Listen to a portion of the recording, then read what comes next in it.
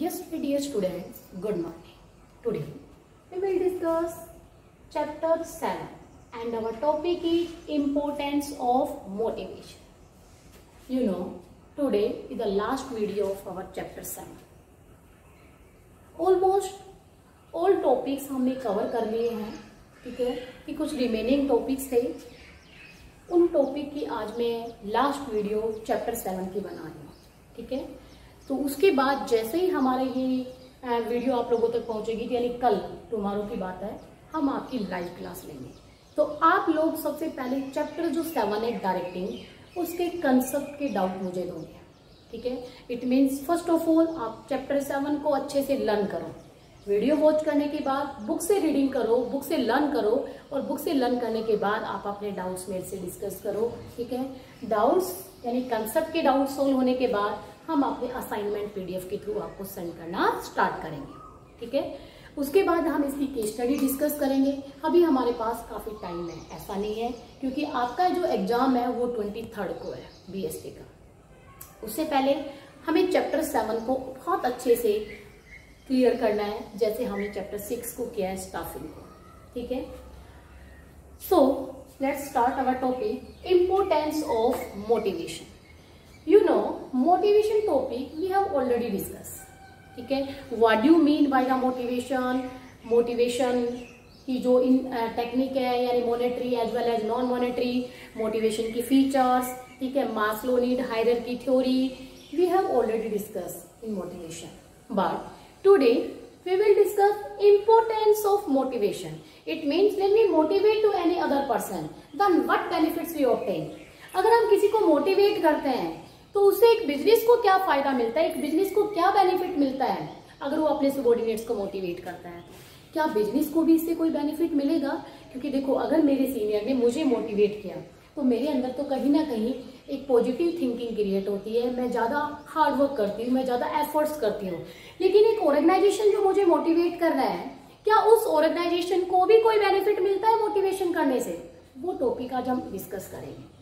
First आता है motivation के इंपॉर्टेंस में इम्प्रूव परफॉर्मेंस। स्टूडेंट्स, क्या आप लोग इस बात पे फेथ करते हो कि मोटिवेशन से हमारी परफॉर्मेंस इंप्रूव होती है? एक मोटिवेटेड जो पर्सन है, क्या तो वो ज्यादा बेटर वर्क परफॉर्म करेगा, ज्यादा ऑनेस्टी से करेगा, ज्यादा डेडिकेशन से करेगा, एज कंपेरिजन एक डीमोटिवेट पर्सन के।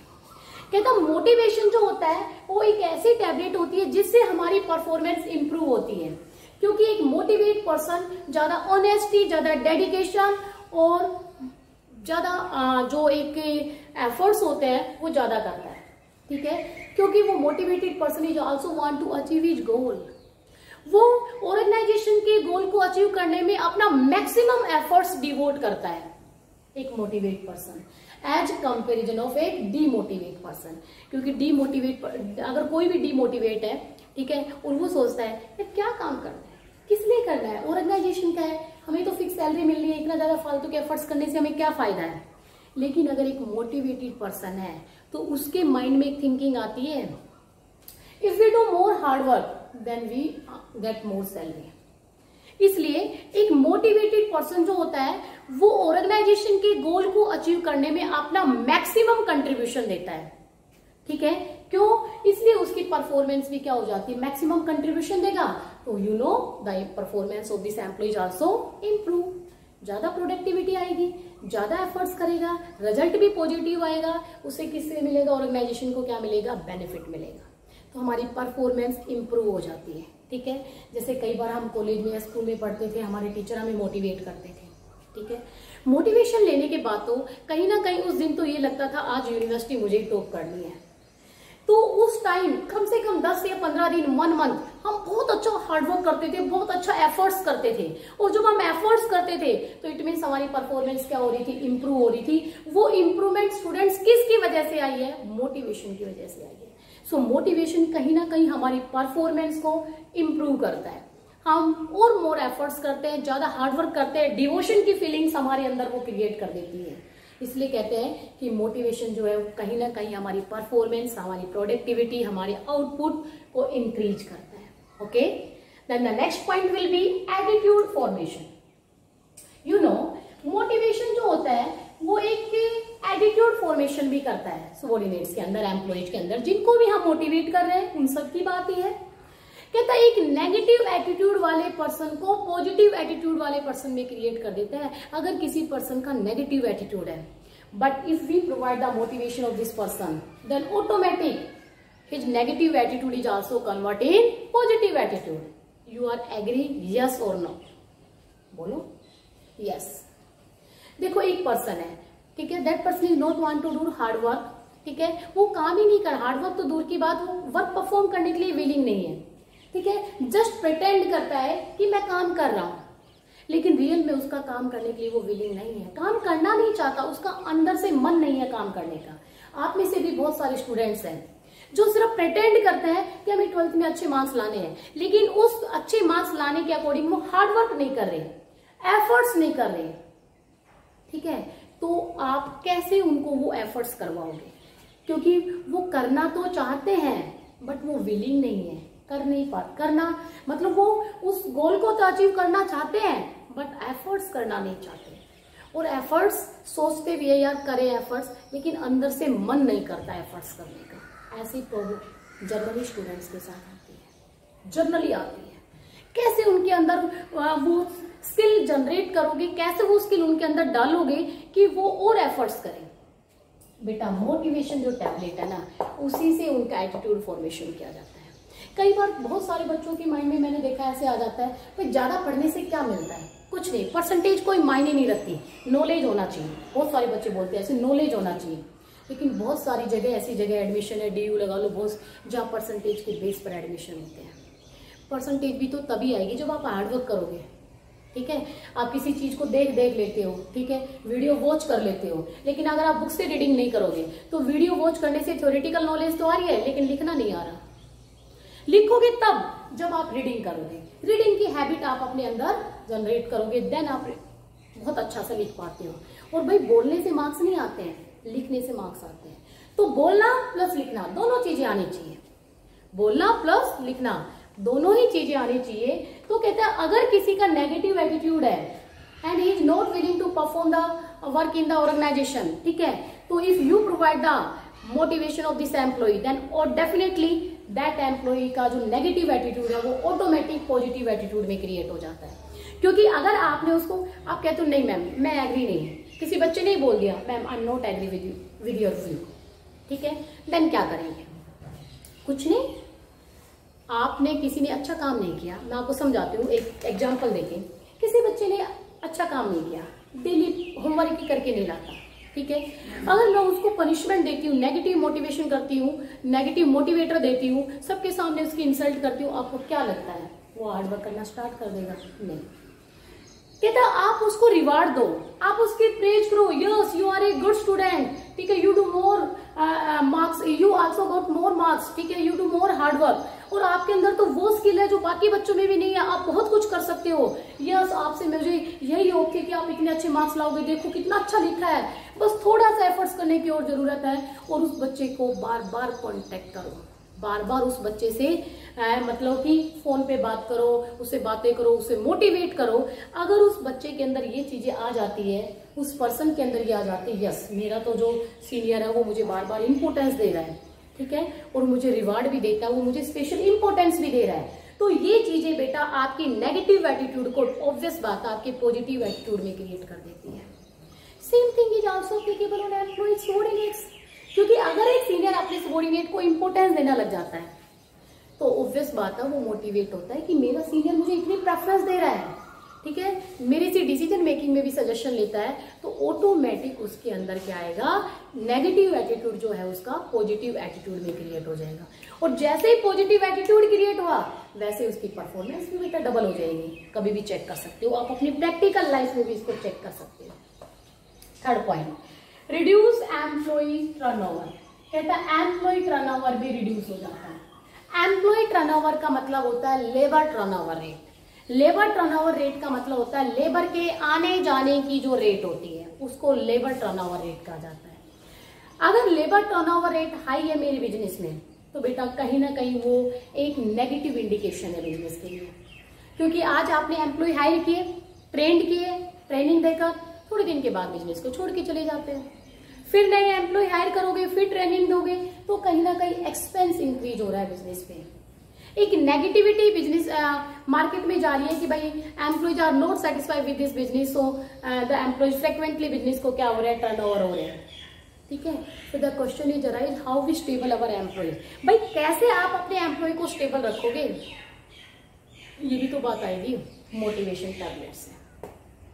ठीक है, आपको कुछ नहीं करना, ये टैबलेट जो है ये अपने एम्प्लॉय को देंगे, क्योंकि ये मोटिवेशन टैबलेट अगर आप उनको दोगे तो वो सेटिस्फेक्शन मिलेगा, सेटिस्फेक्शन मिलेगा तो स्टेबिलिटी मिलेगी, और स्टेबिलिटी मिलेगी तो ऑटोमेटिक लेबर टर्नओवर रेट क्या हो जाती है, रिड्यूस हो जाती है। बट हाउ, कैसे? कहते हैं if we provide the better environment to our employees. ठीक है, if any employee perform the better work in our organisation then we should give reward. ठीक है, special recognization is also provided to that employee. In this way, the employees are motivated. If the employees are motivated, then they are stable in our business. वो कभी भी business को छोड़कर नहीं जाएंगे, चाहे आप इस चीज को इम्प्लीमेंट करके देख लो बिजनेस पे। भाई अगर मुझे अच्छा, मेरा एफर्ट्स के अकॉर्डिंग अगर मुझे रिवार्ड मिलेगा, एक रिकॉग्नाइजेशन मुझे अगर ऑर्गेनाइजेशन में मिलेगी, रिस्पेक्ट मिलेगी, तो आई एम सेटिस्फाइड, और आई एम सेटिस्फाइड तो I am stable, I am stable तो ऑटोमेटिक लेबर टर्नओवर रेट क्या हो जाती है, रिड्यूस हो जाती है। Then fourth point will be to solve operational problems. To solve operational problems, you know in our organisation there are the various problems arise day to day. There are the various operational problems arise in our organization day to day activity. For example, employee absent रहते हैं, resource waste करते हैं, एक दूसरे से dispute करते हैं, fighting करते हैं। तो ये सारी चीजें क्या है, आप लोग भी करते हो ना। जैसे कई बार मैंने एक बार एक एग्जाम्पल आप बच्चों के ऊपर ही था, एक्स्ट्रा क्लास लगा दी, बच्चा नोट मतलब विलिंग ही नहीं था एक्स्ट्रा क्लास लेने के लिए, लेकिन टीचर ने रोक लिया, नहीं जाना आपको, रुक गया। तो जब तक टीचर 5 मिनट नहीं आता क्लास में, तब तक फैन वैन सब चला दो, ये कर दो, वो कर दो, बोर्ड तोड़ दो, कुछ कर दो, यानी कुछ भी करो, रिसोर्स वेस्ट करो, क्योंकि फ्रस्ट्रेटेड एम्प्लॉय कुछ ना कुछ तो गड़बड़ करेगा। एक फ्रस्ट्रेटेड अगर स्टूडेंट है तो वो सोचेगा यार कुछ नहीं तो कम से कम स्कूल की प्रॉपर्टी वेस्ट कर दे, इससे मेरे को सेटिस्फेक्शन मिले। लेकिन same thing is also applicable on employees. एक इंडिविजुअल, एक सबॉर्डिनेट पे एप्लीकेबल होती है। क्यों? क्योंकि एक डीमोटिवेटेड जो एम्प्लॉय होता है वो वेरियस ऑपरेशनल प्रॉब्लम क्रिएट करता है बिजनेस में, क्योंकि he is not willing to perform the work in the business. So we should provide the motivation to that employee. ठीक है, so we should provide the motivation to that employ.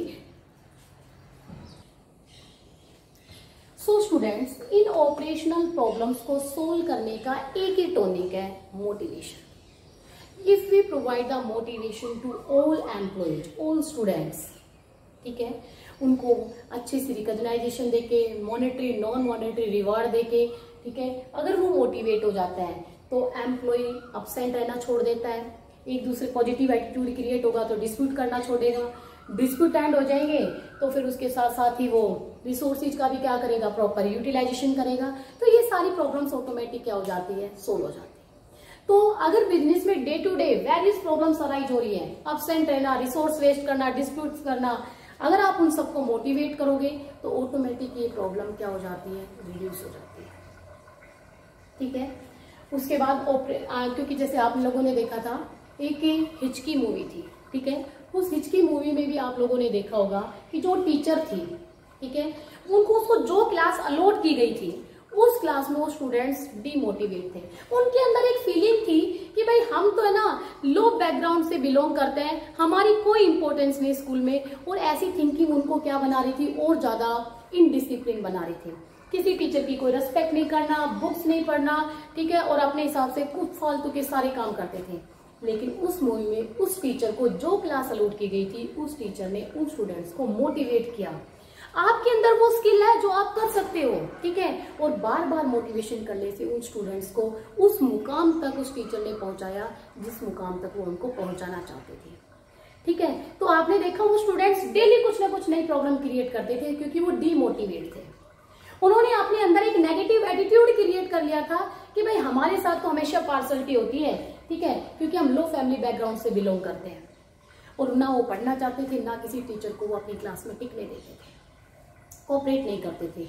लेकिन उस teacher ने उनको अपनी confidence में लिया, उनको मोटिवेट किया, ठीक है, तब जाके घर घर जाके उनको इतना मोटिवेशन दिया, उनके साथ एक कोऑपरेशन उनके अंदर क्रिएट किया और उनके अंदर एक फीलिंग जगाई कि मैं आप लोगों के लिए बहुत कुछ कर सकती हूँ और आप मेरे लिए बहुत कुछ कर सकते हो। तब जाके स्टूडेंट्स ने बहुत अच्छा सा रिजल्ट भी दिया। तो इट मीन्स जो प्रॉब्लम वो स्टूडेंट्स क्रिएट कर रहे थे स्कूल में, वो प्रॉब्लम्स ऑटोमेटिक क्या हो गई, सोल्व हो गई। किससे? मोटिवेशन से। उसके बाद बेटा 5th पॉइंट आता है to adopt change. To adopt change मतलब if you want to adopt any change in our business then automatic, ठीक है, that change is also adopt with the help of motivation. You know, if you want to adopt any new technique, new method, ठीक है, कोई भी नई policy adopt करना चाहते हैं तो जनरली एम्प्लॉय क्या करते हैं? ऑब्जेक्शन करते हैं। जनरली एम्प्लॉय क्या करते हैं? ऑब्जेक्शन करते हैं। They are not willing to perform the work according to the new technique, new methods, ठीक है, वो रेसिस्ट करते हैं इस चीज को। But after motivation they are agree to perform the work in our organisation. If you motivate, भाई if you do the work according to the new technique then we also give the promotion देंगे, better salary देंगे, ठीक है, कहीं ना कहीं आपके welfare के लिए है, मार्केट में आपकी वैल्यू इंक्रीज होगी अगर नई टेक्निक के काम करना सीखोगे। ये मोटिवेशन की फीलिंग अगर उनके अंदर हम डाल देते हैं then they are agree to perform the work in our organisation. बेटा वो विलिंग हो जाते हैं कि हाँ हमें वर्क परफॉर्म करना है, हमें उसके अकॉर्डिंग काम करना है। तो इसलिए कहते हैं मोटिवेशन है वो किसी भी चेंज को अडॉप्ट करने में हमारी क्या करता है? हेल्प करता है।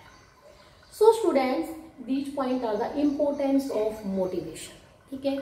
उसके बाद आता है हमारा एक टॉपिक था भाई फॉर्मल कम्युनिकेशन, हमने ऑलरेडी रीड कर लिया, ठीक है। फॉर्मल कम्युनिकेशन क्या होता है, फॉर्मल कम्युनिकेशन की फीचर्स।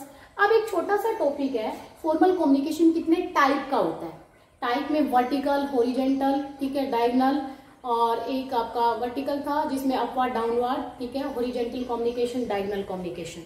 अब आपका जो टॉपिक है वो आता है formal communication network. It means when we do the formal communication, it means official communication is called the formal communication.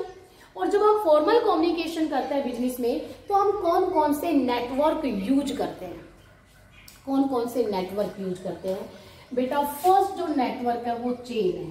Chain का मतलब होता है स्केलर चेन, पहले भी नाम सुना हुआ है, कोई ऐसा नहीं है कि आज मैं फर्स्ट टाइम बता रही हूँ। चेन का मतलब स्केलर चेन, ठीक है। स्केलर चेन का मतलब ए एक सीनियर है, उसने बी को इंफॉर्मेशन दी, बी ने सी को दी, सी ने डी को दी, और जनरली एवरी ऑर्गेनाइजेशन में हम इसी चेन को क्या करते हैं? अडॉप्ट करते हैं। तो इससे क्या हो जाते हैं? हायरार्की हमारे बिजनेस में क्रिएट हो जाती है। इस हायरार्की को ही स्केलर चेन कहा जाता है। इन स्केलर चेन में सीनियर सबॉर्डिनेट को, सबॉर्डिनेट अपने सबॉर्डिनेट को, सबॉर्डिनेट अपने सबॉर्डिनेट को देता जाता है। तो एक चेन हमारे ऑर्गेनाइजेशन में क्रिएट होती है। बेटा उस चेन को स्केलर चेन या फिर चेन बोलते हैं। व्हील, कहता व्हील नेटवर्क वो नेटवर्क होता है, आप लोगों ने भी व्हील देखा होगा, गाड़ी चलती है तो उसका व्हील होता है। तो व्हील सेंटर में कनेक्टेड होता है, तब जाके व्हील ऐसे मूव करता है। यस या नो? यस। व्हील में क्या होता है? सेंटर में एक पर्सन है ए, ठीक है, वो बी को बता रहा है, वो सी को भी दे रहा है, ठीक है, वो डी को भी दे रहा है, ई को भी बता रहा है, एफ को भी बता रहा है। इससे क्या हो जाता है? एक व्हील क्रिएट हो जाता है। उस नेटवर्क को व्हील नेटवर्क कहा जाता है। लेकिन यहाँ सेंटर में एक पर्सन जरूर मिलेगा, समझ आ गया? यानी सेंटर में एक पर्सन है और फॉर्मल वे को यूज करते हुए, रूल्स रेगुलेशन को प्रॉपर यूज करते हुए वो इंफॉर्मेशन बी को भी दे रहा है, सी को भी दे रहा है, डी को भी दे रहा है, ई को, एफ को, सबको दे रहा है। बेटा उस नेटवर्क को व्हील नेटवर्क कहा जाता है। जैसे कोई इन्फॉर्मेशन है, मैं प्रिंसिपल सर एक इन्फॉर्मेशन सबके सामने दे रहे हैं, प्रिंसिपल सर बैठे हुए हैं, खड़े हैं, और चारों तरफ उसके स्टाफ खड़ा हुआ है, और उसको बहुत फास्ट कोई इन्फॉर्मेशन देनी है, प्रॉपर चैनल से नहीं, उसने फास्ट इन्फॉर्मेशन कोई देनी है। तो उसने सारे एचओडी को बुलाया और अपने चारों तरफ खड़ा किया कि आप लोगों को कैसे ऐसे करना है। वो बता रहे हैं और सारे उसकी बात को क्या कर रहे हैं? सुन रहे हैं। कौन सा नेटवर्क है? तो फॉर्मली कौन सा नेटवर्क है? Wheel network. बेटा ये सारे नेटवर्क कभी कभी किसी किसी ओकेजन पे यूज किए जाते हैं, ऐसा नहीं है कि हम इनको डेली यूज कर रहे हैं, but depend on situation on time हम किसी भी नेटवर्क को यूज करते हैं। ये तो हमारी ऑफिशियल चैनल हो गए स्केलर चेन।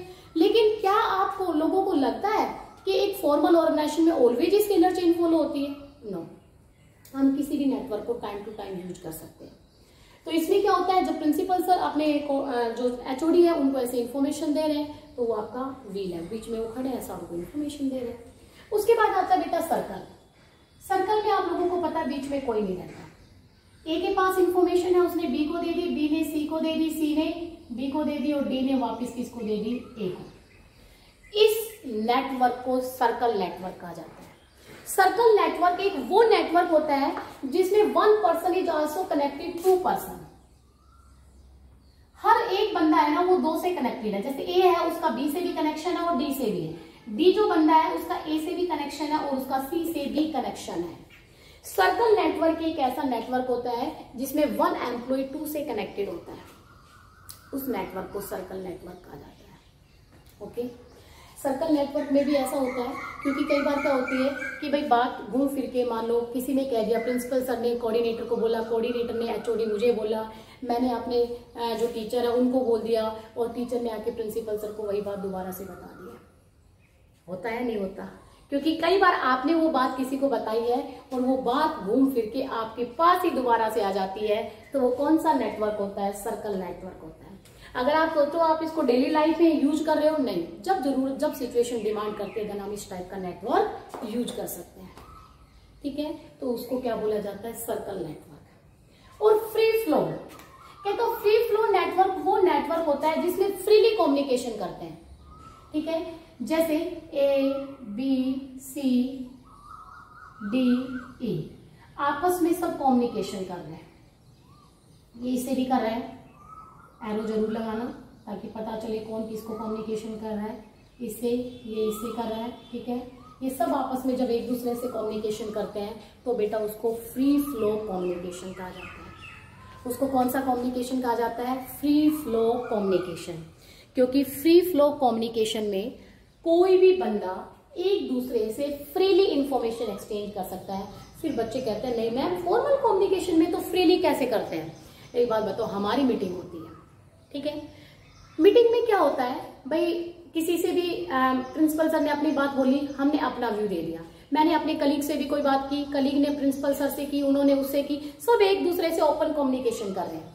भाई अगर सीधा ऑर्डर पास करना है तो स्केलर चेन हो गई, लेकिन अगर वैसे ओपन डिस्कशन करके कोई डिसीजन लिया जाता है तो फिर आप वो कैसे करोगे? फ्री फ्लो कम्युनिकेशन करोगे। और फॉर्मल ऑर्गेनाइजेशन में भी फ्री फ्लो कम्युनिकेशन होता है, क्योंकि बच्चा जनरली पूछता है मैडम फॉर्मल में फ्री फ्लो कैसे हुआ? होता है, हमेशा नहीं, कुछ सिचुएशन में। जैसे हमारी जनरली मीटिंग होती है, उसमें क्या होता है कि प्रिंसिपल सर क्या होता है, कुछ इन्फॉर्मेशन इशू करनी होती है तो इशू कर दी, उसके बाद वो आपसे बताओ आप लोगों को क्या व्यू है, फिर हमने अपना सजेशन दिया, फिर मेरे किसी एक साथी ने बोला नहीं इसमें ये प्रॉब्लम आएगी, फिर सर ने बोला नहीं इसमें ये वाली प्रॉब्लम आएगी तो इसको ऐसे सोल्व किया जा सकता है, फिर किसी तीसरे बंदे ने बोल दिया, ऐसे करके हमारा ओपन डिस्कशन हो रहा है। बेटा वो है तो फॉर्मल कम्युनिकेशन, वहां पर भी तो प्रॉपर रूल्स एंड रेगुलेशन क्या हो रहे हैं? फॉलो हो रहे हैं। तो उस नेटवर्क को क्या बोला जाएगा? Free flow network. उसके बाद आपका नेक्स्ट आता है inverted we. Inverted we communication network वो नेटवर्क होता है जिसमें, ठीक है, एक सीनियर है, ठीक है, ए सबऑर्डिनेट है और उसके दो सीनियर है बी और सी, और एक डी उनका सुपर सीनियर है। ठीक है, ये दोनों इससे भी कम्युनिकेशन करते हैं और इससे भी करते हैं। यानी जो इन्वर्टेड वी होता है इसमें हम अपने सुपर सीनियर से भी कम्युनिकेशन कर सकते हैं। इसमें हम अपने सुपर सीनियर से भी क्या कर सकते हैं? कम्युनिकेशन कर सकते हैं। ठीक है, जैसे ए है और इसमें क्या होता है आपके दो सबऑर्डिनेट है बी और सी, ये अपने सीनियर से कम्युनिकेशन कर रहे हैं, लेकिन ए का जो सीनियर है वो डी है तो ये इसके सीनियर से भी कम्युनिकेशन कर रहे हैं। ठीक है, तो बेटा इस नेटवर्क को क्या बोला जाता है? इन्वर्टेड वी नेटवर्क बोला जाता है। अगेन रिपीट, बी और सी सबऑर्डिनेट है, वो अपने सीनियर ए से कम्युनिकेशन कर रहे हैं, वो अपने सीनियर किससे कम्युनिकेशन कर रहे हैं? ए से। और बी और सी, ए के सीनियर डी है, ए का सीनियर डी है तो बी और सी का क्या बन गया? सुपर सीनियर बन गया।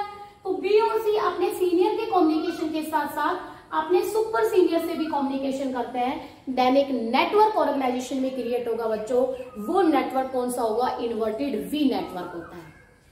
ओके भाई, बी और सी सबऑर्डिनेट है, अपने सीनियर ए से कम्युनिकेशन कर रहे हैं और ए का सीनियर डी है तो ए के साथ साथ वो डी से भी डायरेक्ट कम्युनिकेशन कर रहे हैं, ठीक है। जैसे आप लोग कई बार मेरे से कम्युनिकेशन कर रहे हो और इसके साथ साथ आप प्रिंसिपल सर से भी कम्युनिकेशन कर सकते हो, कोई डिनाई थोड़ी नहीं कि आप प्रिंसिपल सर से बात नहीं कर सकते।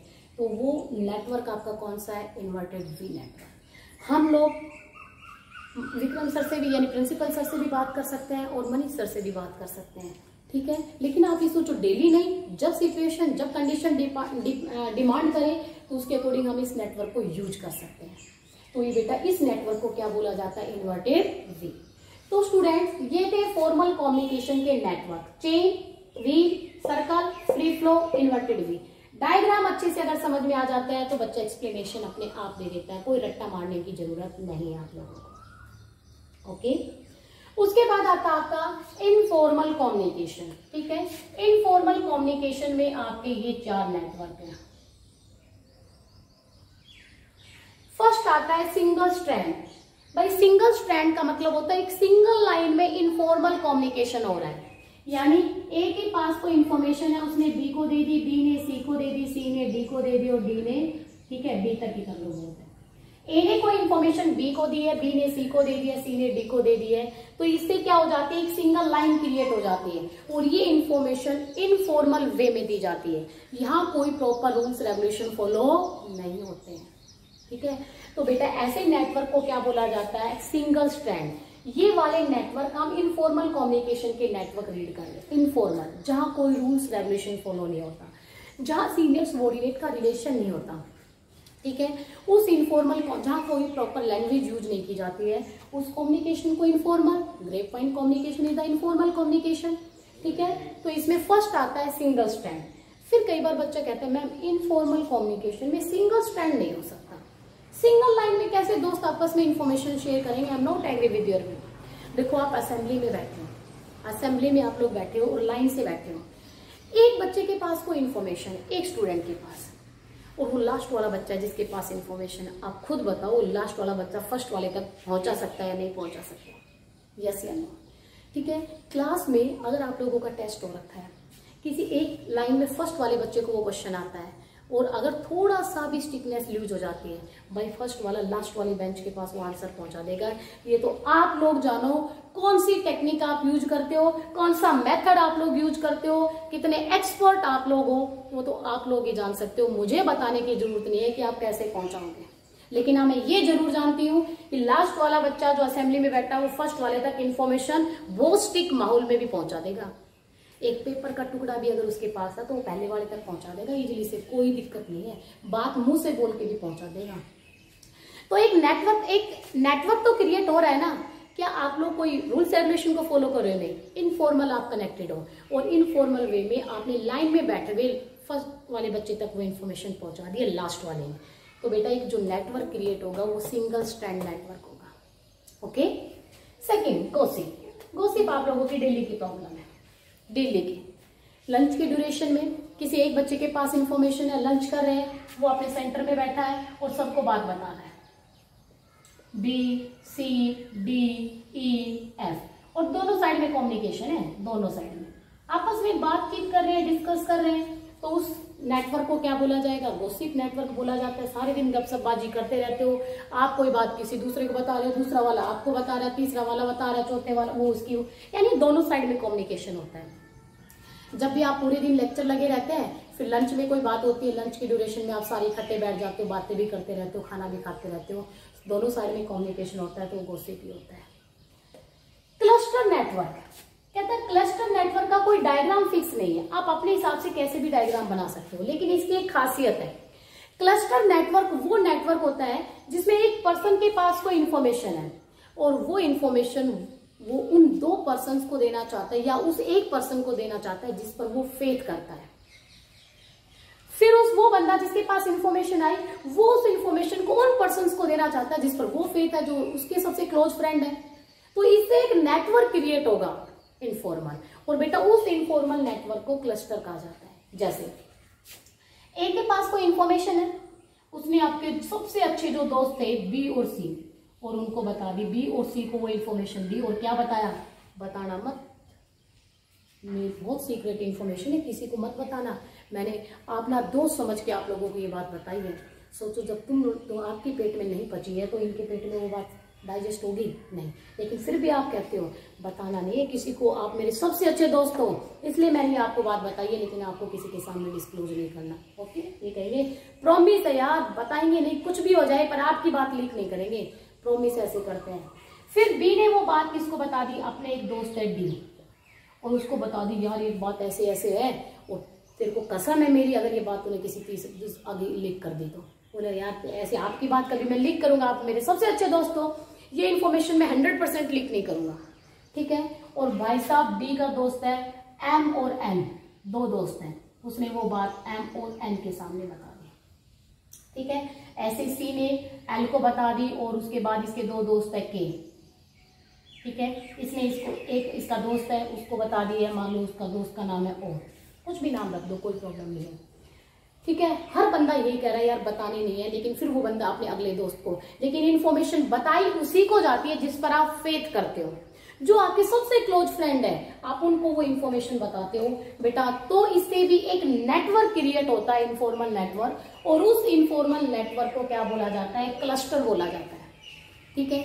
मैंने क्लास में कोई बात बताई किसी एक बच्चे को, वो सबसे मेरा फेवरेट स्टूडेंट है उसको बता दे, फेवरेट स्टूडेंट ने बस में अपने किसी एक अच्छे दोस्त को बता दी, उस अच्छे दोस्त ने गली के एक अच्छे दोस्त को बताई, उस गली के अच्छे दोस्त ने अपने स्कूल के एक अच्छे दोस्त को बताई, इससे ऑटोमेटिक एक नेटवर्क क्रिएट हो रहा है और उस नेटवर्क को बेटा क्लस्टर बोला जाता है। ओके, उसके बाद नेक्स्ट नेटवर्क जो हमारा आता है प्रोबेबिलिटी।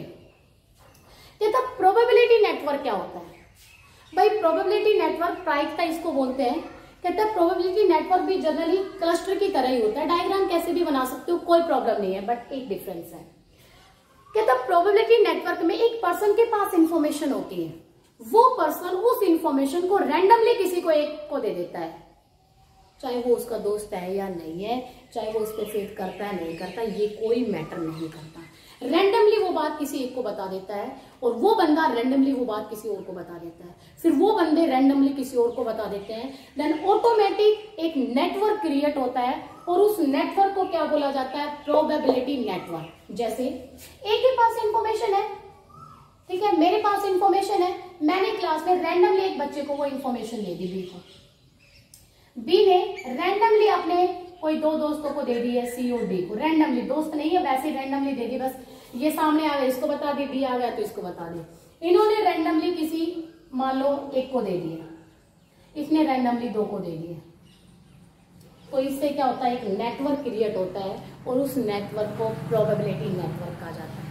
फेथ होना जरूरी नहीं है, जैसे मेरे पास तो इन्फॉर्मेशन थी, मैंने क्लास में खड़ा करके किसी एक बच्चे को वो बात बता दी, फेथ नहीं है, फेवरेट स्टूडेंट नहीं है, ऐसे ही रैंडमली दे दे। उस बच्चे ने बस में अपने किसी एक बच्चे को किसी की सीट शेयर कर रहा था या जा रहा था, जब आप कॉरिडोर में लाइन बना के जाते हो तो चलते चलते भी भाई साहब पता नहीं कान में कब कौन सी बात कह जाते हो, तो भी आपने उसको एक को बता दी, फिर उसने किसी बस में किसी को बता दी ऐसे करके, लेकिन वो आपका सबसे अच्छा दोस्त नहीं है, फेथ वाली कोई बात नहीं है, रैंडमली आपको इन्फॉर्मेशन दे रहे हो, तो इससे भी स्टूडेंट्स एक नेटवर्क क्रिएट होता है और उस नेटवर्क को क्या बोला जाता है, प्रोबेबिलिटी नेटवर्क बोला जाता है।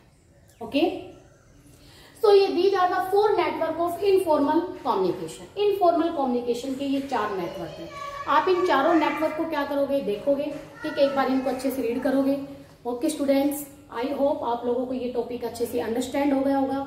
फिर भी किसी स्टूडेंट को कोई भी डाउट है, ठीक है, तो हम कल से अपनी लाइव क्लास स्टार्ट कर रहे हैं, तो आप लोग लाइव क्लास में भी अपने डाउट्स मेरे से डिस्कस कर सकते हो, लेकिन चैप्टर डायरेक्टिंग सबको कंसेप्ट वाइज अच्छे से लर्न होना चाहिए, ठीक है। आपके पास आज का टाइम है, कल हम अपने वही 3 o'clock सेपरेट क्लास होगी आपकी, ओल्ड स्टूडेंट्स के साथ आपको कंबाइन नहीं किया जाएगा, सेपरेट क्लास। अभी डायरेक्टिंग टॉपिक स्टार्ट हो गया, वो तो रिवीजन था का, तो मेरे को लगा कि सेकंड चैप्टर वो बच्चे भी रिवाइज कर लेंगे, तो 2 दिन आपको कंबाइन कर लेंगे, ठीक है। So please learn chapter 7 directing.